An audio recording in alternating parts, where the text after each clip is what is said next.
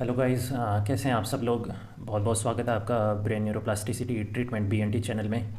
और मैं Sumit, fibro specialist. काफ़ी दिनों बाद मैं आज का जो हमारा पार्ट है वो बना रहा हूँ फाइब्रोमाइल्जिया या साइकोसोमेटिक न्यूरोप्लास्टिक डिसऑर्डर पे। मैंने बहुत सारा पढ़ के, और जो बहुत ही इम्पोर्टेंट थिंग्स हैं, आज का वीडियो उस पे रहेगा। ये मास्टर पार्ट रहेगा जितने भी मैंने वीडियो बनाए। एक तो मैं आपको ये कहूँगा कि यदि आपको फाइब्रोमाइल्जिया है और आप फाइब्रोमाइल्जिया का पेशेंट यूट्यूब पे वीडियो देखता ही है, क्योंकि उसको रिलीफ तो आता नहीं है, वो कहीं भी दिखा ले जाए, इसलिए वो यूट्यूब पे वीडियो देखते हैं। तो मेरे जो आपको वीडियो मिल रहे हैं, तो आप मुझे कांटेक्ट करने से पहले मेरे सारी वीडियो आप देखिए और अपने परिवार वालों को भी दिखाइए, क्योंकि बहुत ज़रूरी है समझना कि फाइब्रोमाइल्जिया में पेशेंट में क्या चेंजेस आ जाते हैं और वो कैसे ठीक होगा। ये घर वालों का समझना भी ज़रूरी है और पेशेंट का भी समझना ज़रूरी है, क्योंकि इसका ट्रीटमेंट और ट्रीटमेंट की तरह तो है नहीं कि लाइक मेडिसिन दे दी ठीक हो गया या काउंसलिंग कर ली ठीक हो गया। अगर इसका मेडिसिन से इलाज हो जाता तो आपको यूट्यूब पे वीडियो ही नहीं देखना पड़ता। आप अपने पास के डॉक्टर से मेडिसिन लेके कब कहीं ठीक हो जाते। आपका पेन नहीं रहता, आपको आईबीएस नहीं होता या आपको नोज़िया कुछ भी नहीं होता। या काउंसलिंग से ठीक होते तो आपके पास वाले साइकोलॉजिस्ट से आप काउंसलिंग लेके और कभी के ठीक हो जाते। आपको यूट्यूब पे वीडियो नहीं देखना पड़ता। यूट्यूब पे आप वीडियो कब देखता है पेशेंट, जब वो ट्रीटमेंट ले लेता है, रिलीफ नहीं आता तो वो परेशान हो जाता है। वो खुद देखता है कि मैं कुछ जो भी उसके हाथ में है कि वो कोशिश करे कि कुछ तो इसके बारे में पता चले, इसके ट्रीटमेंट के बारे में मैं किसी तरह ठीक हो जाऊँ। वो पेन से परेशान हो जाता है बुरी तरह। तो मैंने मेरे जो पीछे वाले वीडियो हैं उसमें मेडिसिन के नाम बता दिए जिनका रोल 5 से 10% है, और सारी जांचों के नाम बता दिए। तो मेडिसिन में एक बार फिर से नाम ले लेता हूँ। लाइक डॉक्टर एमिसल्फ्राइड दे देते हैं, एमिट्रिप्टिलिन, नॉरट्रिप्टिलिन, गाबापेंटिन, प्रेगाबालिन, एमिसल्फ्राइड। और क्लोनाजेपाम दे देते हैं, मूड स्टेबलाइजर देते हैं, एंटीसाइकोटिक्स दे देते हैं, वेलनाफेक्सिन, टेस्टवेलनाफेक्सिन। तो ये मेडिसिन देते हैं। अच्छा, विटामिन D3 भी देते हैं, B12 भी देते हैं। B12 नॉर्मल है तो भी B12 दे रहे हैं, D3 नॉर्मल है तो भी D3 की मेडिसिन दे रहे हैं, मल्टीविटामिन दे रहे हैं। अच्छा, मुझे ख़राब ये लगता है कि डॉक्टर ये नहीं कहता पेशेंट को कि ये हमारे कोर्स में नहीं है, हम केवल इसका नाम जानते हैं और ये 5 मेडिसिन है, इसके अलावा हम कुछ नहीं जानते, ये हमारे कोर्स में नहीं है, आप कहीं और दिखाइए जिनको इसके बारे में नॉलेज हो। वो ऐसा बिल्कुल नहीं कहते हैं। वो विटामिन D3 दे देंगे, B12 दे देंगे, या प्रेगाबलिन, गाबापेंटिन, एमिट्रिप्टिलिन, जो भी उनको कुछ भी उनको समझ में आए ना पेशेंट की बातों सुन के, तो वो उसमें से मेडिसिन दे देते हैं। और फिर पेशेंट बोलता है कि मुझे रिलीफ नहीं आया, तो वो डोज उसका बढ़ाते जाते हैं, 100 mg, फिर 200, 300, 400, 500। उसको कॉन्स्टिपेशन हो जाता है, सीवियर रिलीफ आता नहीं है मेडिसिन से, साइड इफेक्ट और आते हैं मेडिसिन से, और फिर उसको पाइल्स हो जाता है। और भी इसके फ्यूचर में बहुत ज़्यादा साइड इफेक्ट है। कुछ क्लोनाजेपाम के एडिक्शन आ जाते हैं पेशेंट में, तो वो भी उसको फेस करना पड़ता है। अब साइकोलॉजिस्ट के पास जाता है तो उनके पास सीबीटी, उनके भी कोर्स में नहीं है कि फाइब्रो कैसे ठीक होता है। उन्हें सीबीटी के बारे में पता है। सीबीटी में ये बताया जाता है कि मैनेज कैसे किया जाता है क्रोनिक पेन को, या जो फाइब्रोमाइल्जिया है, सोमेटोफोम है, इसको मैनेज किया कैसे किया जाता है। सीबीटी में जस्ट इतना ही है, इसे ठीक किया या पेन रिड्यूस कैसे होगा इसके बारे में कोई इन्फॉर्मेशन नहीं है। मैं आपको बता दूं कि मेरे वीडियो जो इंडिया में जो साइकोलॉजिस्ट हैं वो भी देख रहे हैं, लाइक वो भी मेरे वीडियो देख के सीख रहे हैं कि इसका ट्रीटमेंट कैसे होता है। ये मैं आपको सच्ची बता रहा हूँ। ये इंडिया में फर्स्ट टाइम ये चैनल के माध्यम से क्रोनिक पेन का ट्रीटमेंट हो रहा है इंडिया में। मेरी डेट और ये सब नोट कर लेना। अच्छा, मैं बता दूं मेरे पास पेशेंट आ रहे हैं, मैं आपको कुछ चीज़ें क्लियर कर देता हूँ। आज का जो पार्ट है उसमें जो जानकारी देनी है वो दूंगा, उससे पहले मैं आपको ये क्लियर कर देता हूँ कि मेरे पास कौन कौन से पेशेंट आ रहे हैं। दिल्ली में जो सबसे बड़ा हॉस्पिटल है उसके पेशेंट आ गए, बेंगलोर में जो सबसे बड़ा हॉस्पिटल है उसके पेशेंट आ गए, वेल्लोर चेन्नई में जो सबसे बड़ा हॉस्पिटल है उसके पेशेंट आ गए। तो और जितने भी जो पॉपुलर हॉस्पिटल है जिनकी ब्रांचें हैं, पूरे इंडिया में ब्रांच हैं, उन सब के पेशेंट आ गए। और सबसे बड़े बाबा जो हमारे इंडिया में हैं, वहाँ से भी पेशेंट को कुछ रिलीफ नहीं आया, वो वहाँ से भी जाके आ गया। और जो यूट्यूब पे जो बहुत सारे जो वीडियो बने हुए हैं ना फाइब्रोमाइल्जिया के, कि फाइब्रोमाइल्जिया ऐसे ठीक होता है, फाइब्रोमाइल्जिया कोई डॉक्टर उस पर कुछ वीडियो बना रहा है, कोई कुछ वीडियो बना रहे हैं, वो वाले पेशेंट भी मेरे पास आ गए हैं।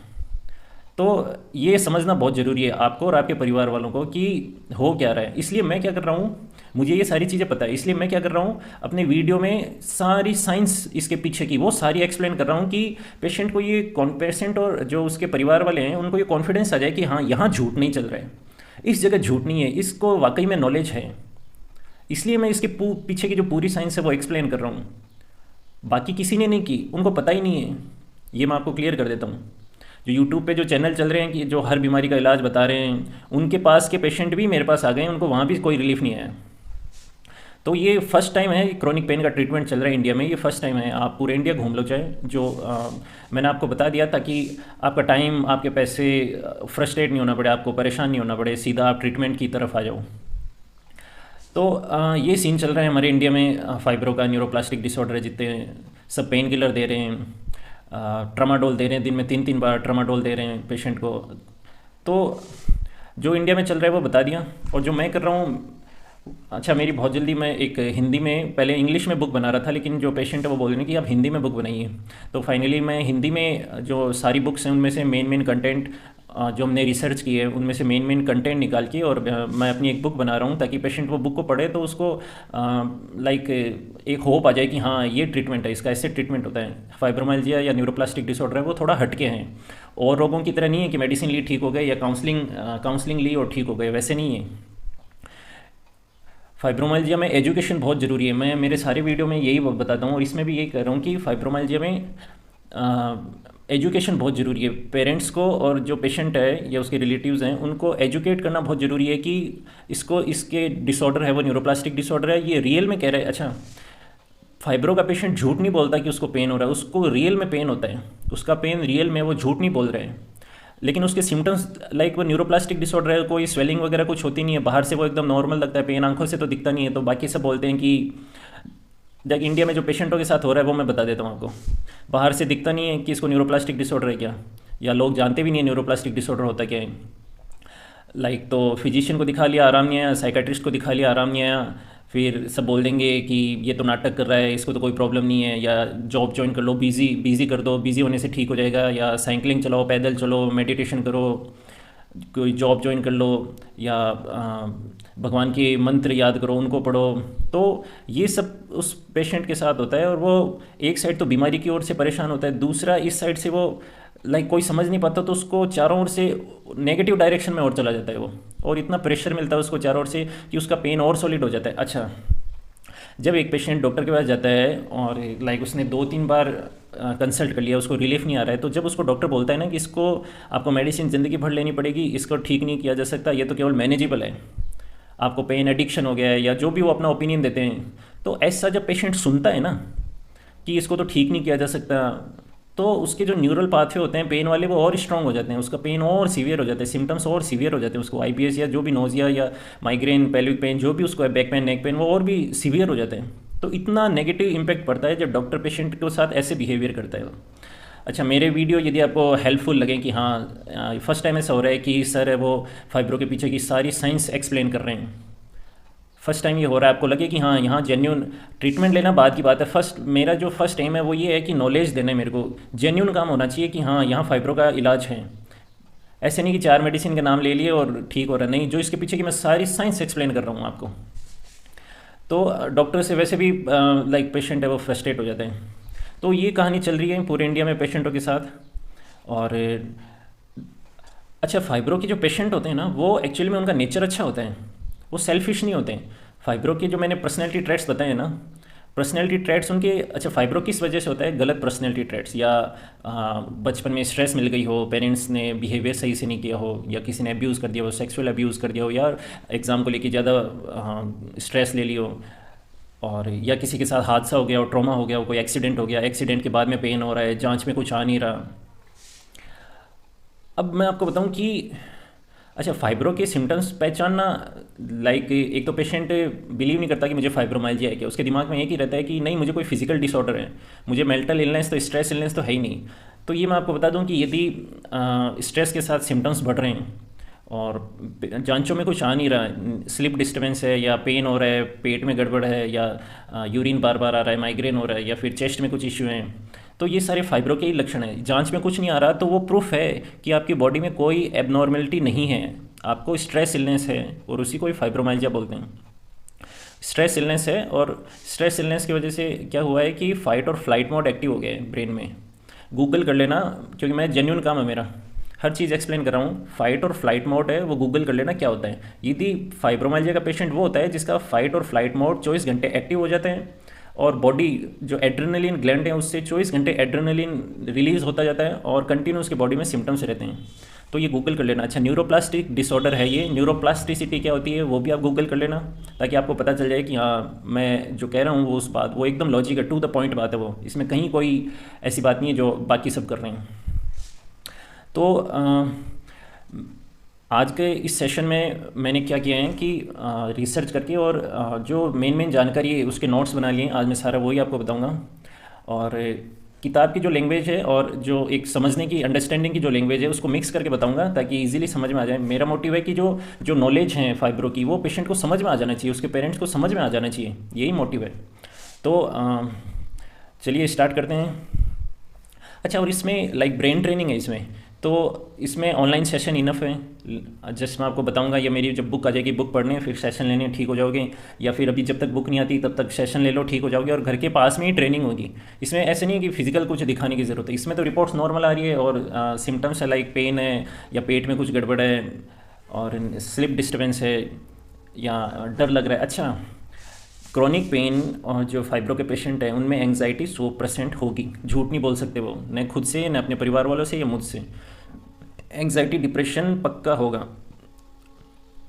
और मूड उन अच्छा डॉक्टर ये भी पूछते हैं कि आपका मूड कैसा है। अरे 24 घंटे आपको पेन हो तो आपका मूड कैसा रहेगा, फिर उसको SSRI देंगे, हाई डोज में एसिटालोप्राम दे देंगे, ऐसे करते हैं डॉक्टर।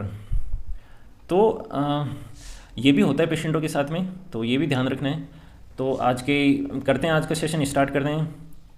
तो सबसे पहले है कि स्ट्रेस एंड पेन।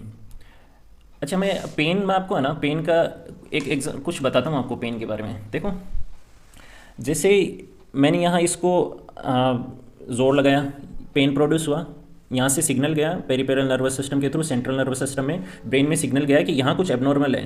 लाइक मैंने इसको, ये एक पेन है, मैं यहाँ इसको प्रेस कर रहा हूँ, मेरे को यहाँ पेन फील हो रहा है हाथ में, तो पेन है वो ब्रेन जनरेट कर रहा है। अच्छा, मैं जितना प्रेशर बढ़ा रहा हूँ उतना ही पेन बढ़ रहा है। मेरा ब्रेन डिसाइड कर रहा है कि कितने अमाउंट का पेन जनरेट करना है और कितनी देर के लिए करना है। लाइक मैं इसको हटाऊंगा पेन बंद हो जाएगा, एक्चुअली ये ब्रेन कर रहा है सब, बॉडी केवल सिग्नल भेजती है, ब्रेन है वो पेन प्रोड्यूस करता है। तो ये समझना जरूरी है कि नॉर्मल पेन और जो फाइब्रो में पेन होता है उसमें क्या डिफरेंस है, क्रॉनिक पेन में, सोमेटोफॉर्म के पेन में क्या डिफरेंस है। ये मैंने प्रेस किया, मेरे को पेन हुआ। अब क्या है कि इस केस में ये ANS और ACC हाइपर एक्टिव नहीं है। जो नॉर्मल पर्सन होता है उसको यदि कोई पेन जनरेट होता है तो उसके केस में क्या होता है, वो जैसे ही मैं हटाऊंगा पेन मेरा वापस चला जाएगा, क्योंकि मेरे ACC ANS हाइपर एक्टिव नहीं है। मेरा जो ब्रेन है वो फाइट और फ्लाइट मोड में नहीं है, एड्रेनलिन रिलीज नहीं हो रहा, जो न्यूरल पाथवे वो नहीं बने हुए,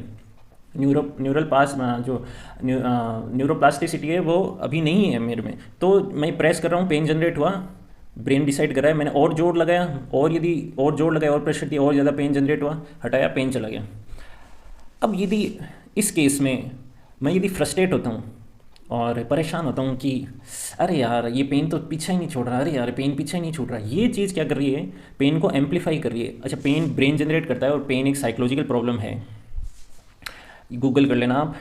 अब क्रॉनिक पेन के केस में क्या हो रहा है, फाइब्रो या सोमेटोफॉर्म के पेन के केस में क्या हो रहा है कि जैसे पेशेंट को जैसे यहाँ पेन हो रहा है, जैसे पेशेंट को यहाँ पेन हो रहा है। अब एक्चुअली में यहाँ कोई प्रॉब्लम नहीं है, प्रॉब्लम है यहाँ पे सेंसेशन बिगड़ गए हैं स्ट्रेस की वजह से। स्ट्रेस मिली, कंटिन्यू स्ट्रेस मिलती गई। सबसे पहले स्ट्रेस मिली तो एंग्जाइटी हुई या फ्रस्ट्रेशन आया या मतलब डर लगने लग गया, कुछ भी जो हर एक पर्सन की अलग अलग टेंडेंसी होती है। स्ट्रेस मिली, एंग्जाइटी डेवलप हो गई, फिर भी स्ट्रेस मिलती जा रही है, या खुद की पर्सनैलिटी ट्रेट्स गलत हैं कि लाइक मैंने ये भी देखा है कि पंखे की आवाज़ से भी एंग्जाइटी डिप्रेशन में जा रहे हैं पेशेंट, तो वो उसके पर्सनैलिटी ट्रेट्स गलत हैं। वो मतलब अपने पेशेंट को देखा ना कि छोटी सी बात होगी, लाइक किसी ने बोल दिया कि लाइक जैसे मेरे को किसी ने बोल दिया कि सर आपको तो नॉलेज ही नहीं है, तो अब एक पर्सन क्या होता है कि उसके लिए वो बात कोई मायने नहीं रखती। दूसरा पर्सन क्या करेगा, जिसकी पर्सनैलिटी ट्रेट्स गलत है, वो क्या करेगा, उस बात को पकड़ के रखेगा कि अरे उसने मुझे ऐसे कैसे बोल दिया, उसने मुझे ऐसे कैसे बोल दिया, और स्ट्रेस देता जाएगा और उसके चांसेस बढ़ जाएंगे फाइब्रोमाइल्जिया होने के या सोमेटोफॉर्म क्रॉनिक पेन के, उसके बढ़ जाएंगे चांसेस।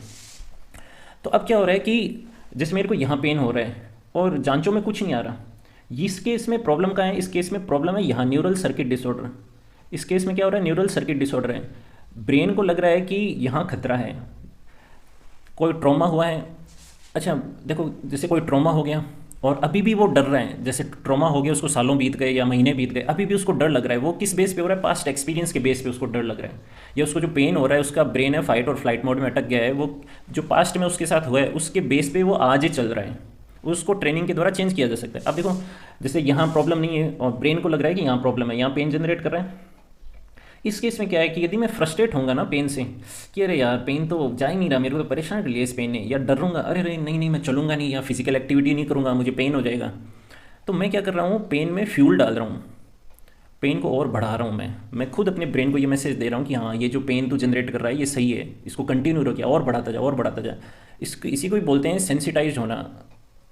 इसमें क्या होता है, सेंट्रल नर्वस सिस्टम भी सेंसिटाइज हो जाता है और ब्रेन भी सेंसिटाइज हो जाता है। ये इसको एक एग्जांपल से समझिए, ये एक वही चीज़ हो गई कि आप जिस काम को रिपीट कर रहे हैं बार बार, उसमें आप सेंसिटाइज हो जाएंगे। लाइक जैसे आप फ़ोन चला रहे हैं, तो आप क्या है कि आप उसमें सेंसिटाइज हो गए हैं उस फ़ोन में। जैसे कि आपको देखना ही नहीं पड़ेगा लॉक अनलॉक कहाँ से होता है, ऑटोमेटिक आपके फिंगर्स चलेंगे, अनकॉन्शियसली होगा ये सब कुछ, और टाइम के साथ सेंसिटाइज होता जाएगा। Neurons that fire together that wire together, वो वायर स्ट्रांग बनता जाएगा और उसने ही उस काम वो ऑटोमेटिकली होता जाएगा वो काम। तो ये समझना जरूरी है कि एक जो ये पेन डेवलप हो रहे हैं, इसमें एक्चुअली में यहाँ प्रॉब्लम है, ये एक थ्रेट है, हाँ बॉडी को लग रहा है यहाँ डेंजर है, और वो ब्रेन है वो पेन प्रोड्यूस कर रहा है। दूसरे केस में क्या है, स्ट्रेस है, वायरस की तरह मेरी सॉफ्टवेयर बिगाड़ दिया उसने क्या किया, मेरे ब्रेन को डेंजर मोड में ले गया। वो स्ट्रेस, क्रोनिक स्ट्रेस, मेरे को स्ट्रेस मिलती गई, मेरे पर्सनैलिटी ट्रेट्स ख़राब थे। पर्सनैलिटी ट्रेट्स क्या लाइक पर्सनैलिटी ट्रेट्स के बारे में बताऊँ कि छोटी सी बात में बहुत ज़्यादा स्ट्रेस ले लेना, खुद से बहुत बड़ी बड़ी एक्सपेक्टेशन रखना है कि मैं कलेक्टर बनूंगा, मैं वो बनूंगा, मुझे अपनी पेरेंट्स की ये करना है वो करना है, मुझे अपना घर बनाना है, मुझे जॉब रिलेशनशिप, बहुत बड़ी बड़ी एक्सपेक्टेशन, छोटी सी बात में बहुत ज़्यादा स्ट्रेस ले लेना, और हर चीज़ से जल्दी से परेशान हो जाना, चिड़चिड़ापन होना। लाइक बचपन से जैसे बड़े हुए हो, माहौल प्रॉपर नहीं मिल पाया, मेंटल हेल्थ का कोई बताने वाला नहीं था, पता नहीं चला, तो पर्सनैलिटी ट्रेट्स गलत बने हुए थे। देखो आप, फाइब्रोमाइल्जिया होता क्यों है, स्ट्रेस में और डीप में थोड़ा बताता हूँ। सप्रेस्ड इमोशन की वजह से, ये पूरे इंडिया में कोई नहीं जानता, सप्रेस्ड इमोशन की वजह से। इमोशन बहुत पावरफुल होते हैं। कैसे एग्जांपल दूँ कि फाइब्रोमाइल्जिया के पेशेंट की टेंडेंसी क्या होगी, जैसे गुस्सा आएगा, जैसे किसी ने, जैसे एग्जांपल देता हूँ मुझ पे, जैसे किसी ने मेरे को ऐसी बात कही जो जिससे मुझे गुस्सा आया कि सर आपको तो कुछ ही नहीं आता, आप तो किसी काम की नहीं हो, फ्रॉड हो आप तो। लाइक किसी ने ऐसे बोला, मेरे को गुस्सा आया बहुत ज़्यादा कि यार इसने ऐसे कैसे बोल दिया, मैं तो सच्ची में इतनी मेहनत कर रहा हूँ, इसने ऐसे कैसे बोल दिया। अब क्या किया कि मैंने उस गुस्से को न तो फील किया और न ही उस पर निकाला, न तो उस पर एक्सप्रेस किया और न ही उसको फील किया। मैंने क्या कर लिया, उसको सप्रेस कर लिया। मेरे को गुस्सा तो आ रहा है लेकिन मैंने उसको दबा लिया, मैंने उसको फील नहीं किया। अब वो सप्रेस करना गड़बड़ है। अब गुस्सा कितना खतरनाक होता है ये आप जानते हो, गुस्सा कितनी एनर्जी होती है गुस्से में। वो गुस्सा यदि मैं एक्सप्रेस नहीं करूँगा या मैं फील नहीं करूँगा, उसको सप्रेस कर लूँगा, तो वो क्या होगा, ब्रेन उस एनर्जी को कहीं तो कहीं निकालेगा। और ऐसा मैं कंटिन्यू करता जाता हूँ तो ब्रेन के पास पेन जनरेट करने के अलावा कोई ऑप्शन ही नहीं है। तो ये तरीका होता है कि पेशेंट को पेन स्टार्ट होता है, पर्सनैलिटी ट्रेट्स गलत हैं। अब चलते हैं कि स्ट्रेस और पेन भी लिंक आपस में। क्रोनिक पेन है, न्यूरल सर्किट डिसऑर्डर है, न्यूरल पाथवे बन गया है यहाँ पे। अब देखो ये जैसे दो न्यूरल पाथवे हैं, न्यूरोप्लास्टिसिटी क्या होती है गूगल कर लेना। जैसे ये दो न्यूरल पाथवे हैं, ऊपर वाला जैसे बचपन से बना हुआ है और ये हेल्थी न्यूरल पाथवे हैं, इसके थ्रू सिग्नल आ रहे हैं और इसके थ्रू सिग्नल जा रहे हैं, इसके थ्रू यदि आ रहे जा रहे हैं तो कोई सिम्टम्स नहीं आ रहे। अब क्या हुआ, स्ट्रेस आई, कंटिन्यू स्ट्रेस मिलती गई, पर्सनैलिटी ट्रेट्स गलत थे, तो ब्रेन को स्ट्रेस दी, लास्ट में क्रोनिक पेन का पाथवे बन गया, सिम्टम्स वाला पाथवे ब्रेन ने डेवलप कर दिया। अब क्या होगा, सिम्टम्स यहाँ से आ रहे हैं जा रहे हैं, तो अब क्या हो रहा है कि ब्रेन ने क्या किया, इसको तो डीएक्टिवेट कर दिया, इसको एक्टिव कर दिया। अब क्या हो रहा है, इसके थ्रू यदि सिग्नल आ रहे जा रहे हैं तो क्या हो रहा है कि ब्रेन को आपका एक फिक्स पैटर्न बन गया है। यदि आपको बैक में पेन है तो बैक में ही पेन होगा, या नेक में है तो नेक में, शोल्डर में माइग्रेन होगा, पेल्विक पेन, या पैरों में पेन आ जाएगा, या जीआई ट्रैक के सिम्टम्स, जो जितने भी न्यूरोप्लास्टिक डिसऑर्डर, वो कोई भी सिम्टम्स आ सकता है, वो ब्रेन डिसाइड करता है कि वो कौन सा सिम्टम्स उसको देना है। अब क्या हुआ कि फ्रस्ट्रेट फियर चालू हो गया, पेशेंट को ना उसको पता नहीं है क्रोनिक पेन होता क्या है, सेंसिटाइजेशन क्या होता है, तो वो फियर और फ्रस्ट्रेशन और चिंता करेगा, एंग्जाइटी करेगा, और ये न्यूरल पाथवे सेंसिटाइज हो जाएगा, इसमें फायरिंग ज़्यादा और इसमें वायरिंग एकदम सॉलिड वायरिंग हो जाएगी। मतलब ये काम पेशेंट रोज़ रिपीट कर रहे हैं और ये स्ट्रॉन्ग बनता जाएगा। जितना स्ट्रॉन्ग बनेगा ब्रेन क्या करेगा, ऊपर वाले को तो डीएक्टिवेट कर देगा, जो नेचुरल पाथवे बना हुआ है बचपन से उसको तो डीएक्टिवेट कर देगा, और इसको एक्टिवेट कर देगा, और कंटिन्यू सिम्टम्स रहेंगे। तो अब देखो, स्ट्रेस और पेन आपस में लिंक है। यदि मेरे को पेन है, मेरे को फाइब्रोमाइल्जिया है और मैं स्ट्रेस ले रहा हूँ ना, अरे यार, काम की स्ट्रेसर है, मैं तो काम ही नहीं कर पा रहा। रिलेशनशिप की स्ट्रेसर है, मेरी शादी कैसे होगी, मेरी तो ज़िंदगी बर्बाद हो गई। तो स्ट्रेस और पेन आपस में लिंक है, साइकोलॉजिकल प्रॉब्लम है। मैं क्या कर रहा हूँ, स्ट्रेस के द्वारा ब्रेन को और मैसेज दे रहा हूँ कि हाँ, तो ये पेन जो जनरेट कर रहा है वो सही है, मुझे खतरा है, मुझे परेशानी है, तो वो और ज़्यादा पेन डेवलप करेगा। उतना ही सेंसिटाइजेशन बढ़ता जाएगा, फियर पेन साइकिल चलती जाएगी। सेकेंड है कि ये मैंने बता दिया, ब्रेन के पास जब कंटिन्यू स्ट्रेस आप देते हो तो उसके पास पेन प्रोड्यूस करने के अलावा कोई ऑप्शन नहीं है। थर्ड है कि थॉट्स और इमोशन भी लिंक हैं पेन से। थॉट्स और इमोशन भी लिंक है। अच्छा, जो मैं बता रहा हूँ ना सब, ये डायरी पेन ले लेना, मेरे सारे सेशन जब देखो ना तो पेन और डायरी ले लेना। अभी इसको रोक दो और पेन और डायरी लेके लिखो। मैं हर एक छोटी छोटी बात बता रहा हूँ, उसको लिखो, वो बहुत ज़रूरी है। मैंने वही कंटेंट निकाला है रिसर्च कर करके, जो जो बहुत इंपॉर्टेंस रखता है, बेसिक है लेकिन पता होना बहुत ज़रूरी है। थॉट्स एंड इमोशन भी आपस में पेन के साथ लिंक है। जैसे जैसे मेरे थॉट्स, यदि मैं ऐसे थॉट्स आ रहे हैं मेरे को कि अरे मैं तो ठीक नहीं हो पाऊंगा, मेरी तो ज़िंदगी बर्बाद हो गई, ये पेन अब ठीक नहीं होने वाला, चाहे मैं किसी डॉक्टर को दिखा लूँ ये ठीक नहीं होगा, अब तो मेरी ज़िंदगी बर्बाद है, मैं इस पेन से पूरी ज़िंदगी कैसे निकालूंगा। तो मैं क्या कर रहा हूँ कि पेन को एम्पलीफाई कर रहा हूँ और बढ़ाता जा रहा हूँ, पेन को फ्यूल डाल रहा हूँ पेन में और ज़्यादा, कि तू बढ़ बढ़, और मैसेज दे रहा हूँ ब्रेन को कि हाँ खतरा है मुझे, मैं परेशान हो रहा हूँ, और ज़्यादा पेन प्रोड्यूस कर। अब सेकेंड है इमोशन। इमोशन भी पेन को बढ़ा रहे हैं। लाइक मुझे डर लग रहा है, गुस्सा आ रहा है, चिड़चिड़ापन हो गया, फील नहीं कर रहा हूँ, सप्रेस करता जा रहा हूँ, और ज़्यादा पेन बढ़ता जाएगा, और ज़्यादा पेन बढ़ता जाएगा। अब ये है कि कॉन्शियस, सेकंड चलते हैं, कॉन्शियस और सबकॉन्शियस दोनों को इफ़ेक्ट करता है पेन। देखो, तीन चीज़ें हैं, कॉन्शियसनेस, सबकॉन्शियसनेस और अनकॉन्शियसनेस। अब हम बोलते हैं जो हमारा मन है, मन क्या है, आपका कॉन्शियस पार्ट है ब्रेन का, कि जिसको आप कंट्रोल कर सकते हो, वो भी एक्चुअली में कंट्रोल पूरा नहीं कर सकते। सबकॉन्शियस, कॉन्शियस और अनकॉन्शियस आपस में तीनों लिंक हैं थ्रू द वायरिंग, अंदर वायरिंग हो रखी है, तीनों आपस में लिंक हैं। लाइक क्या हो रहा है कि कॉन्शियस पार्ट कौन सा होता है, जैसे मैं अपनी मर्जी से हाथ हिला रहा हूँ, मैं आपसे बात कर रहा हूँ, जो मेरे कंट्रोल में है, मैंने कोर्ट को ऐसे पकड़ा या मैं बोल रहा हूँ, ये कॉन्शियस पार्ट है मेरे जो कंट्रोल में है। सबकॉन्शियस पार्ट क्या है, ऑटोमेटिक जितने भी फंक्शन है, लाइक खाना, डाइजेशन सिस्टम है मेरा, वो सबकॉन्शियस पार्ट कर रहा है। लाइक मेरा जो ब्लड प्रेशर है, या जो जितने भी ये लाइक ऑटोमेटिक जो प्रोसेस है ना, लाइक रोगों से लड़ने की क्षमता है, वो सबकॉन्शियस पार्ट कर रहा है। मेरा blood pressure, heart pumping, digestion, body temperature, ये सब सबकॉन्शियस पार्ट कर रहा है। ऑटोमेटिक जितने भी बॉडी की प्रोसेस है वो सारे सबकॉन्शियस पार्ट में कर रहा है। और स्ट्रेस से क्या होता है, कंटिन्यू स्ट्रेस से क्या होता है, या इस इमोशन को सप्रेस कर लिया, उसको फील नहीं किया, तो वो क्या होता है, इमोशन इतना पावरफुल होता है कि सबकॉन्शियस पार्ट में जाके और उसकी एक्टिविटी भी बिगाड़ देता है। तो एएनएस और एसीसी क्या है, सबकॉन्शियस पार्ट है, एंटीरियर सिंगुलर कॉर्टेक्स और ऑटोनॉमिक नर्वस सिस्टम। गूगल कर लेना, ये दोनों गूगल करना, ऑटोनॉमिक नर्वस सिस्टम और एंटीरियर सिंगुलर कॉर्टेक्स, दोनों गूगल कर लेना, दोनों ही सबकॉन्शियस पार्ट है। ऑटोनॉमिक नर्वस सिस्टम चेंज हो गया तो जो बॉडी के ऑटोमेटिक फंक्शन है वो सारे बिगड़ गए, और सिम्टम्स आ गए, पेन आ गया, जीआई ट्रैक्ट या पैल्पिटेशन हो गया, छाती वाले इशू आ गए, माइग्रेन हो गया, ये मैं सारे एक्सप्लेन कर चुका हूँ।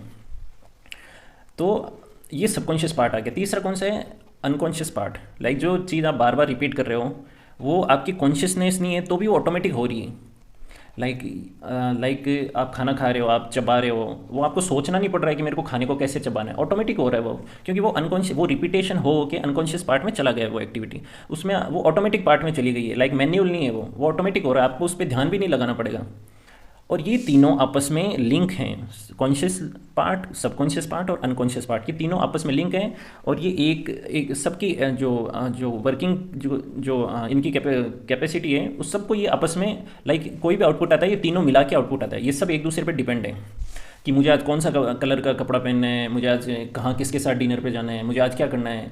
ये भी सबकॉन्शियस और अनकॉन्शियस का इसमें भी इफेक्ट रहता है। मेरी बोलने की टेंडेंसी कैसी है, धीरे ज़्यादा है, वो कहते हैं ना आदत की पर्सनैलिटी, वही तो है। तो ये सारा आपस में लिंक है, ये भी बात ध्यान रखने की ज़रूरत है आपको। फिर है कि सिम्टम्स थोड़े बता देता हूँ आपको। और लाइक डायरिया हो रहा है, नींद नहीं आ रही, कानों में आवाज़ आ रही है, फटीग है, थकान आ गई बहुत ज़्यादा, और यूरिन बार बार आ रहा है, पीरियड्स इशू हो गए, या सेक्सुअल डिसफंक्शन हो गया, एंग्जाइटी, डिप्रेशन, ये सारे फाइब्रो के पार्ट हैं। इसमें जांचों में कुछ नहीं आएगा।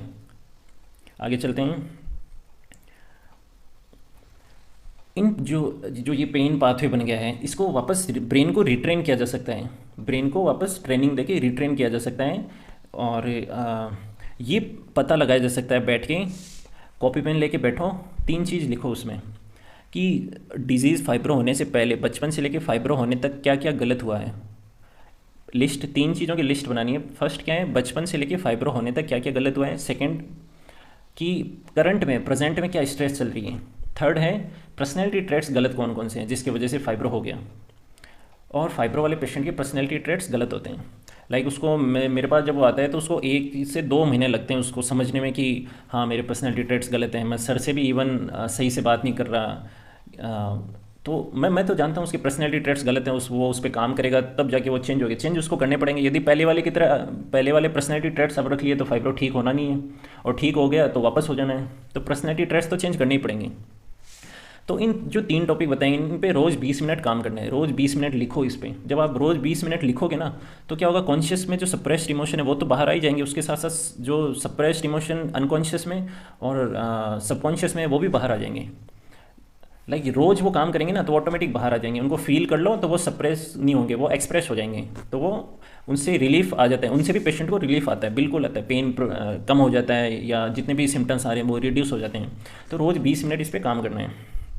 और क्या क्या सिम्टम्स आते हैं, मुंह जल रहे हैं, कान जल रहे हैं, हाथ या पैर में जल जल जल रहे हैं जैसे, और इलेक्ट्रिक सेंसेशन हो रहा है हाथ या पैरों में, कि जैसे करंट चल रहा है, हाथों में से लग रहा है करंट चल रहा है, पैर में से लग रहा है करंट चल रहा है, हाथ पैरों में से लग रहा है कि जल रहे हैं मेरे हाथ पैर, या ठंडा हो रहा है बहुत ज़्यादा। ये सारे फाइब्रो के लक्षण है। बॉडी में कोई प्रॉब्लम नहीं है, न्यूरल सर्किट डिसऑर्डर है। आगे चलते हैं। Emotional memories are imprinted in our brain. सबसे ज़्यादा जो मेमोरी है वो इमोशनल मेमोरी सेव होती है ब्रेन में आपके साथ। आपको हमेशा वो याद रहेगा कि आपके साथ गलत कब कब हुआ है ज़िंदगी में, वो आपको हमेशा याद रहेगा क्योंकि वो इमोशनल पार्ट है। इमोशनल पार्ट कौन सा संभालता है ब्रेन का, एमिगडला। एमिगडला, hippocampus, insula, anterior singular cortex और प्रीफ्रंटल कॉर्टेक्स, ये आपस में सब इंटरकनेक्टेड है। आप है ना गूगल कर लेना एमिगडला का वर्किंग क्या है, जो ब्रेन का जो पार्ट है एमिगडला उसकी वर्किंग क्या है, ये गूगल कर लेना। इमोशनल पार्ट है और वो ही फाइट और फ्लाइट मोड को एक्टिव रखता है, डेंजर सिग्नल। वो एक इमोशनल पार्ट संभालता है, एमिगडला इमोशनल पार्ट संभालता है। इमोशनल पार्ट संभालता है। उसने सप्रेस्ड इमोशन किए, उसने फील नहीं किया तो उसने क्या किया, फाइट और फ्लाइट मोड एमिगडला ने एक्टिव कर दिया 24 आवर, और उसको सिम्टम्स आ गए। आगे चलते हैं। ये मैंने बता ही दिया कि इमोशन फाइट और फ्लाइट एक्टिव कर देते हैं, और एड्रेनलिन कॉर्टिसोल है वो 24 आवर रिलीज होता जाता है और 24 आवर सिम्टम्स रहते हैं।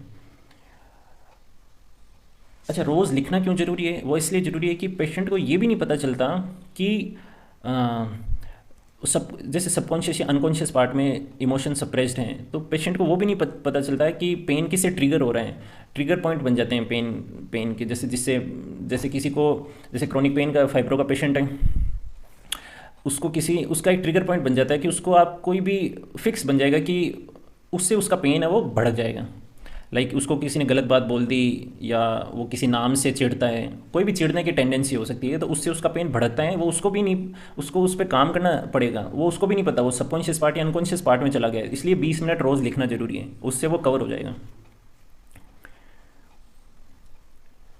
ऑटोनोमिक नर्वस सिस्टम है वो सीवियर सिम्टम्स बॉडी में जनरेट कर सकता है। किसके बेस पे? सप्रेस्ड इमोशन और स्ट्रेस के बेस पे। ऑटोनोमिक नर्वस सिस्टम है वो severe pain, neural pathway enough होता है। सीवियर पेन और सीवियर सिम्टम्स, जैसे पेट एकदम टाइट हो गया, स्पेज़म हो गया, खाना, पानी नहीं पी पावा, पानी नहीं अंदर जा रहा, इतनी हालत हो गई, पेन इतना सीवियर हो गया कि पेशेंट की हालत ख़राब हो गई। ऑटोनोमिक नर्वस सिस्टम इनफ है इतने सीवियर सिम्टम्स प्रोड्यूस करने के लिए, ये बात ध्यान रखनी जरूरी है। आप देखना कि फाइब्रो का पेशेंट या सोमेटोफॉर्म क्रोनिक पेन के जो पेशेंट है उनको आप स्ट्रेस दोगे ना तो उनके सिम्टम्स बढ़ जाएंगे। स्ट्रेस दोगे तो एमिगडाला क्या करेगा, इमोशनल पार्ट और ज़्यादा एक्टिव कर देगा, डेंजर सिग्नल बढ़ा देगा, autonomic nervous system hyper active हो जाएगा। हाइपर एक्टिव तो पहले से और ज़्यादा एक्टिव हो जाएगा, हाइपर सिम्टम्स और सीवियर हो जाएंगे। आगे चलते हैं कि सेंसिटाइजेशन, टाइम के साथ सेंसिटाइजेशन हो जाता है। सेंसिटाइजेशन क्या होता है, सेंट्रल नर्वस सिस्टम भी सेंसिटाइज हो जाता है और जो ब्रेन है वो भी सेंसिटाइज हो जाता है। तो क्या है, थोड़ा सा पेन उसको ज़्यादा फील होता है। जैसे आप देखोगे, मैं आपको एग्जांपल बता देता हूँ कि फाइब्रो का जो पेशेंट है उसको यदि चोट लग जाती है, सबके साथ ऐसा नहीं होता लेकिन आमतौर पे मैंने देखा है, चोट लग जाती है तो चोट ठीक होती है तो उसका पेन बहुत दिनों बाद में वहाँ से ठीक होता है। वो क्यों हो रहा है? क्योंकि सेंसिटाइज हो गया है ब्रेन और सेंट्रल नर्वस सिस्टम दोनों, पेन के लिए सेंसिटाइज हो चुके हैं वो। तो जो मैं ट्रेनिंग दूंगा उससे वो वापस डिसेंसिटाइज हो जाएंगे।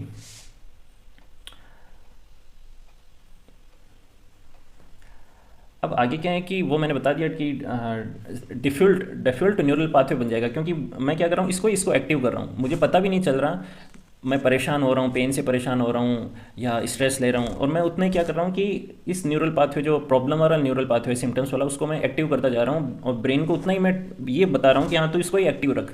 तो जो मेरा जो नेचुरल न्यूरल पाथवे बचपन से बना हुआ उसको एक्टिवेट मत कर, तो इसको ही एक्टिवेट रख। एक्चुअली में यही हो रहा है पेशेंट के साथ में। अच्छा, 3 कंपोनेंट है। फर्स्ट है कि सेंसरी कंपोनेंट। इसमें क्या होता है, एकिंग, बर्निंग, शार्पनेस, नमनिंग, ये सारे हैं कि ये सेंसरी कंपोनेंट में कि पेन कैसा सेंस में आएगा, जैसे चुभ रहा है, दर्द दर्द कैसा है, चुभ रहा है या बर्निंग सेंसेशन हो रहा है या इलेक्ट्रिक सेंसेशन है। पहला पार्ट हो गया सेंसरी। सेकंड पार्ट है कॉग्निटिव। कॉग्निटिव पेन को 3 चीज़ें कंट्रोल कर रही है। पहली चीज़ सेंसरी सिस्टम, पेन कैसा फील हो रहा है, जल रहा है कुछ, इलेक्ट्रिक सेंसेशन हो रहा है या ठंडा लग रहा है, जो भी है। फर्स्ट पार्ट ये हो गया। Second part cognitive part, thinking part. जब आप पेन के बारे में सोच रहे हैं कि ये पेन टेम्परेरी है या ये तो परमानेंट हो गया, मैं ठीक नहीं हो सकता, तो आप पेन को बढ़ा रहे हैं, क्योंकि पेन लिंक है इसमें भी। तीसरा पार्ट है अफेक्टिव। अफेक्टिव, अब इसमें क्या है, इसमें फीलिंग भी है, इमोशन भी है। ये अपना हो गया फीलिंग और इमोशन वाला। तो तीनों पार्ट हो गए, फिर से बता देता हूँ। फर्स्ट है सेंसरी पार्ट कि पेन कैसा फील हो रहा है, चुभ रहा है या इलेक्ट्रिक सेंसेशन है, जल रहा है, क्या हो रहा है। सेकंड पार्ट है कॉग्निटिव पार्ट। कॉग्निटिव पार्ट क्या है कि मैं थॉट्स, मेरी थॉट्स कैसे आ रहे हैं, मैं कैसा सोच रहा हूँ पेन के बारे में, वो भी पेन को इफेक्ट करता है। तीसरा है इफेक्टिवनेस। तीसरा इफेक्टिव की फीलिंग और मेरे इमोशन कैसे हैं पेन से रिलेटेड, वो भी पेन को बढ़ाएंगे या कम करेंगे। ये तीनों पार्ट हैं, ये तीनों पार्ट आपको ध्यान होने जरूरी है। आगे चलते हैं। जैसा हम पेन के बारे में सोच रहे हैं ना, वो वैसा ही इम्पेक्ट कर रहा है हमें। एक्चुअल में ये चीज़ प्लेसिबो इफेक्ट नहीं है, ये एक्चुअल में ये चीज़ है। यदि मेरे को क्रॉनिक पेन है, फाइब्रोमाइल्जिया है, और मैं जैसे जितना ऐसे सोच रहा हूँ ना कि यार ये तो ठीक नहीं हो सकता, कोई डॉक्टर इसके बारे में जानता नहीं है, मैंने तो 50 जगह कंसल्ट कर लिया, ठीक नहीं हो रहा, इसको कोई ठीक करना नहीं जानता और मेरी तो ज़िंदगी बर्बाद हो गई, उतना ही ये चीज़ है वो पेन से लिंक है, उतना ही मैं पेन को बढ़ाता जा रहा हूँ, बढ़ाता जा रहा हूँ।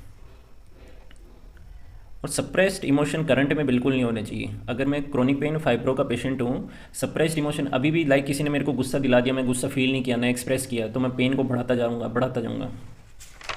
ये सारे बहुत पॉइंट्स ऐसे हैं जो लिख लेना, ये पक्का आपको नॉलेज में होना चाहिए। यदि आप फाइब्रो या क्रोनिक पेन सोमेटोफॉर्म के पेशेंट हैं तो ये आपको एक एक पॉइंट पता होना चाहिए, ये सारे पॉइंट पे काम करना पड़ेगा, तब जाके ठीक होंगे आप। आगे चलते हैं। ये मैंने बता ही दिया कि जब डॉक्टर बोलता है कि इसे ठीक नहीं किया जा सकता, तो पेन है वो और ज़्यादा स्ट्रॉन्ग हो जाते हैं। अच्छा, पेशेंट को राइटिंग एक्सरसाइज से ये पता चल जाता है कि ट्रिगर ऑफ पेन क्या है और भड़कना क्या है पेन का। वो उसको राइटिंग एक्सरसाइज जो मैंने बताया है, पास्ट में, प्रेजेंट स्ट्रेस और पर्सनैलिटी ट्रेट्स, उससे उसको पता चल जाता है कि मेरे ट्रिगर पॉइंट क्या क्या है जिससे पेन भड़क जाता है। कि जैसे मेरे को किसी ने अब्यूज़ कर दिया तब पेन बढ़ रहा है, या मैं किसी की आवाज़ से मेरा पेन बढ़ रहा है, या किसी मूवमेंट से। अच्छा, मूवमेंट से भी पेन बढ़ जाते हैं इसमें, लाइक कोई ज़्यादा नहीं चल पाता, उसको ये हो जाता है उसका ब्रेन में कि जैसे मैं थोड़ा सा ज़्यादा चलूँगा इतने में मुझे पेन सीवियर हो जाएगा, या मैं थोड़ा सा बेंड करूँगा मेरे बैक पेन में पेन सीवियर हो जाएगा, मेरे नेक में पेन सीवियर हो जाएगा यदि मैं नेक को मूव कर रहा हूँ। अच्छा, इसमें ऐसे होता है कि कंडीशन रेस्पॉन्स भी होता है, एक टर्म है कंडीशन रेस्पॉन्स। वो भी होता है कि जैसे मेरे को नेक में पेन है लेकिन नेक सीधी है तो पेन नहीं हो रहा, जब मैं इसको बेंड कर रहा हूँ तब पेन हो रहा है। तो ये लगेगा ही नहीं कि ब्रेन की वजह से हो रहा है, क्या सबको लगेगा यहाँ कुछ प्रॉब्लम, लेकिन जांच में कुछ आ नहीं रहा। तो ये भी फाइब्रो का पार्ट है कि एक स्पेसिफिक सिचुएशन पे ही पेन जनरेट हो रहा है। यदि मैं नेक को ऐसे बेंड कर रहा हूँ तब पेन हो रहे हैं, जांचों में कुछ नहीं आ रहा, तो न्यूरल सर्किट डिसऑर्डर है। ये समझना भी जरूरी है।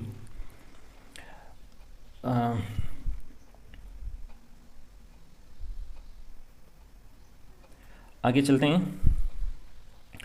अब क्या करना है, डीएलपीएफसी को बढ़ाना है। ठीक है से होगा डीएलपीएफसी, उसको बढ़ाना है। गूगल कर लेना डीएलपीएफसी क्या होता है, कॉन्शियस पार्ट है। डीएलपीएफसी को तो बढ़ाना है, एसीसी एएनएस को डाउन करना है, कूल डाउन करना है। जितना डीएलपीएफसी बढ़ेगा, एसीसी एएनएस जितना कूल डाउन होगा, उतनी जल्दी रिकवरी हो जाएगी। पूरा पूरा एक जो फाइब्रोमाइल्जिया है उसको छोटे पॉइंट में बता देता हूँ पूरा ठीक कैसे होते हैं। डीएलपीएफसी को बढ़ाना है, कैसे बढ़ेगा मैं बता देता हूँ। एसीसीएनएस कैसे कूल डाउन होगी वो भी बता देता हूँ। उसके साथ साथ ट्रिगर पॉइंट कौन से हैं वो राइटिंग एक्सरसाइज से पता चल जाएंगे। और इमोशनल रेस्पॉन्स कैसा है, किस इमोशन का कैसा इमोशनल रेस्पॉन्स है, वो भी राइटिंग एक्सरसाइज में जो 3 टॉपिक होते हैं उनसे सारा पकड़ में आ जाएगा वो भी। आगे चलते हैं। 95% thoughts, feeling, memories are subconscious. आपका कॉन्शियस बचा केवल 5%। 95% है वो ऑटोमेटिक हो रहा है, जो मेरे हाथ चल रहे हैं या मैं जो बोल रहा हूँ, जो कैमरा फेस कर रहा हूँ, ये सारे सबकॉन्शियस पार्ट है। इसमें मेरी कॉन्शियसनेस बहुत कम है। लाइक मैं पहले वीडियो बनाए उस एक्सपीरियंस के बेस पे मेरा ब्रेन है वो ये वीडियो मैं बना रहा हूँ, वैसे वैसे मेरे हाथों का मूवमेंट हो रहा है, ये सारा सबकॉन्शियस है। अब आगे चलते हैं। डेली के एक्शन है गाइडेड, वो भी सबकॉन्शियस है। सुबह उठे नींद से, ऑटोमेटिक पैर ज़मीन पे गए, ऑटोमेटिक चलना चालू कर दिया, सारा सबकॉन्शियस है। गाड़ी को कैसे चलाना है, बाइक कैसे चला रहे हैं, सब कुछ सबकॉन्शियस और अनकॉन्शियस है। कॉन्शियसनेस तो बहुत कम है उसमें। जो काम रिपीट हो रहा है ना वो सबकॉन्शियस में और अनकॉन्शियस में चला जाएगा। तो पेन रिपीट हो रहा है, इसलिए तो राइटिंग एक्सरसाइज ज़रूरी है। पेन रिपीट हो रहा है तो पेन भी सबकॉन्शियस और अनकॉन्शियस में चला गया। सिम्टम्स सारे रिपीट हो रहे हैं तो वो ऑटोमेटिक प्रोसेस में चले गए। इवन पेशेंट को पता भी नहीं है लेकिन अपने आप वो थिंकिंग चल रही है उसकी ऑटोमेटिक कि पेन जो है सही प्रोड्यूस कर रहा है ब्रेन।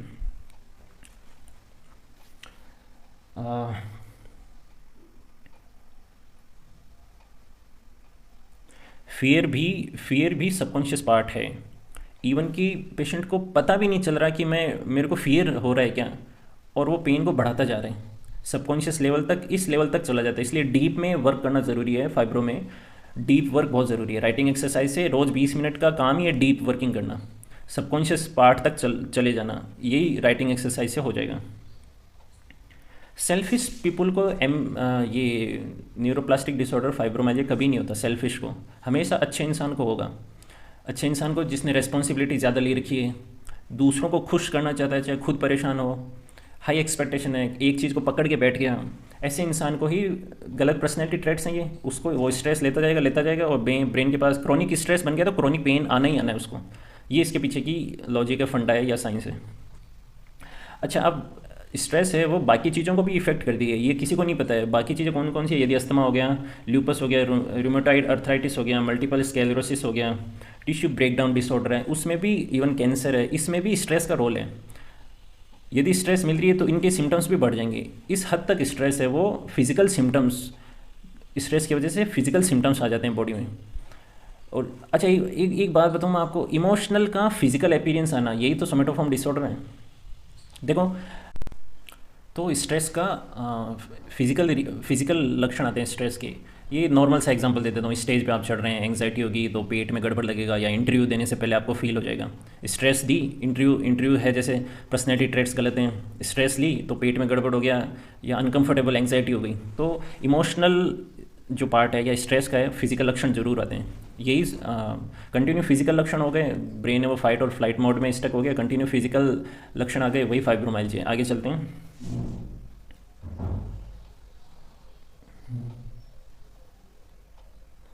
अब ये लक्षण उसकी हैबिट बन जाते हैं, जो उसको पता भी नहीं चलता है, जो कंटिन्यू रिपीट होते हैं वो हैबिट बन जाते हैं, वो उसका हैबिचुअल हो जाते हैं। और ये ब्रेन में जो न्यूरल कनेक्शन होते हैं वो क्या होता है, टाइम के साथ बढ़ जाते हैं आपस में, और ज़्यादा कनेक्शन स्ट्रॉन्ग हो जाते हैं, स्ट्रॉन्ग हैबिट बन जाती है उसकी। अब पर्सनैलिटी ट्रेट्स बता रहा हूँ आपको, एग्जांपल दे देता हूँ कुछ जो फाइब्रो के पेशेंट में होता है। परफेक्शनिज्म है, वो हर एक काम को परफेक्टली करना चाहेगा कि मुझे तो 100 में से 100 नंबर लाने हैं, कुछ भी, लाइक मैथ का एग्जाम हो, कुछ भी हो, मेरे को 100 में से 100 नंबर लाने हैं। वो हर एक काम को परफेक्ट करना चाहेगा। परफेक्ट क्या होता है? स्ट्रेस डालता है ब्रेन पे, दबाव डालता है कि मुझे तो काम परफेक्टली करना है। लो सेल्फ स्टीम, खुद पे विश्वास कम होना कि नहीं मैं तो ये काम करने लायक नहीं हूँ, मैं तो सोशल स्टेज नहीं शेयर कर सकता, या मैं तो भीड़ में जाके बात नहीं कर सकता, सोशल नहीं हो सकता, मेरे को तो शर्म आती है।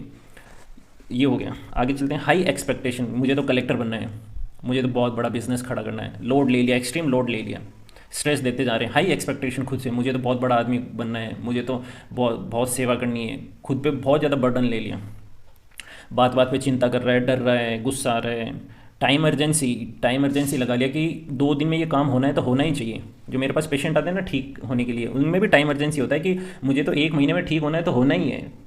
प्रेशर लेंगे, फुल प्रेशर लेंगे कि 1 महीने में ठीक होना है तो होना ही है, चाहे कुछ भी करना पड़े। तो टाइम अर्जेंसी वो भी रखते हैं। गिल्ट रहते हैं उनको, अरे मैंने तो ये गलत कर दिया, मुझसे तो कोई काम सही से नहीं हो पा रहा, गिल्ट हो रहा है उनको बहुत ज़्यादा। दूसरे पे डिपेंडेंसी, चाहे वो पैसे के मामले में हो चाहे किसी भी मामले में हो, दूसरे पे डिपेंडेंसी। आइसोलेशन होना कि एग्ज़ाम की तैयारी कर रहे हैं या कुछ भी कर रहे हैं लेकिन सोशल नहीं है बिल्कुल भी, एक रूम में ही है, आइसोलेट कर लिया खुद को एकदम। और खुद को अच्छा बनाना चाहते हैं, needing to be good, like कि मुझे तो अच्छा बनना है, मुझे तो बहुत अच्छा इंसान बनना है, और प्रेशर डाला खुद पे। बीइंग ओवरली रेस्पॉन्सिबिलिटी बहुत ज़्यादा ले ली कि मुझे तो 5 बजे पहुंचना है तो 5 बजे ही पहुंचना है, और ज़्यादा रिस्पॉन्सिबिलिटी और ज़्यादा ले ली, जितना इसकी कैपेसिटी नहीं है उससे ज़्यादा रिस्पॉन्सिबिलिटी ले रखी है, और उसको टाइम पे पूरा करने की कोशिश कर रहे हैं, स्ट्रेस देते जा रहे हैं, खुद पे बहुत हार्ड हैं, किसी भी मामले में खुद पे बहुत हार्ड हैं, और गुस्सा बहुत आ रहा है, बदले लेने की भावना कि कोई भी छोटी सी बात हो गई मैं तो इससे अपना बदला ज़रूर लूँगा, कोई भी छोटी सी बात हो गई, लाइक उनके पास ऐसे 10 से 20 लोग या ज़्यादा ही होंगे जिससे उनको बदला लेना है, और वो स्ट्रेस डाल रहे हैं। तो ये कुछ पर्सनैलिटी ट्रेट्स हैं, वो मैंने आपको बता दिए जो फाइब्रो के पेशेंट में होते हैं। मेरे पास आते हैं तो 1-2 महीना उन्हें ठीक होने में लगता है। अच्छा, मेरे पास आते हैं तो पर्सनैलिटी ट्रेट्स वही रहते हैं, और फियर है वो ब्रेन पे हावी होता है, कॉन्शियसनेस, सबकॉन्शियसनेस, अनकॉन्शियस में चला जाता है। तो यहाँ पे आके भी उनको यही लगता है कि यहाँ भी मेरा इलाज नहीं होगा। सर ने कुछ अलग ज़रूर बता दिया, साइंस एक्सप्लेन कर दी, एक साइड से तो विश्वास हो रहे हैं, एक साइड से ऐसा लग रहा है कि नहीं यहाँ भी ठीक नहीं होगा, ये भी झूठा है सब कुछ।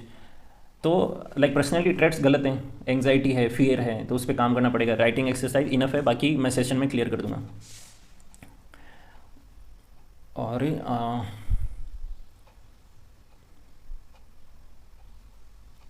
ट्रिगर जो पॉइंट है ना, उनको एक जगह न्यू हैबिट डेवलप करनी है। वो ट्रिगर जो पॉइंट बने हुए हैं, लाइक जैसे पेन भड़क रहा है, ट्रिगर हो रहा है, उसकी जगह न्यू हैबिट, जैसे स्मोकिंग छोड़ते हैं ना, स्मोकिंग छोड़ते हैं तो क्या करते हैं, उसकी जगह नई हैबिट स्टार्ट करते हैं। वैसे ही ट्रिगर पॉइंट को राइटिंग एक्सरसाइज है या मैं सेशन में क्लियर कर दूंगा।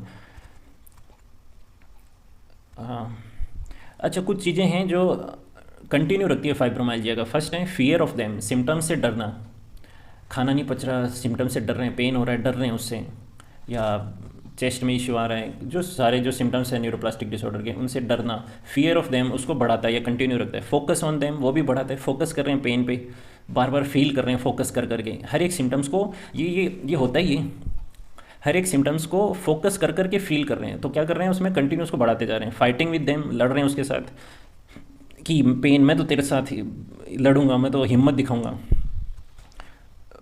तो वो भी बढ़ा रहे हैं उसको। फिर आगे क्या है, फ्रस्ट्रेशन विद देम, फ्रस्ट्रेट हो रहे हैं, अरे यार मेरा पेन तो ठीक नहीं हो सकता, अरे इस पेन ने तो ज़िंदगी बर्बाद करी, अरे कितना भयंकर पेन हो रहा है, तो उतना ही पेन को बढ़ाते जा रहे हैं।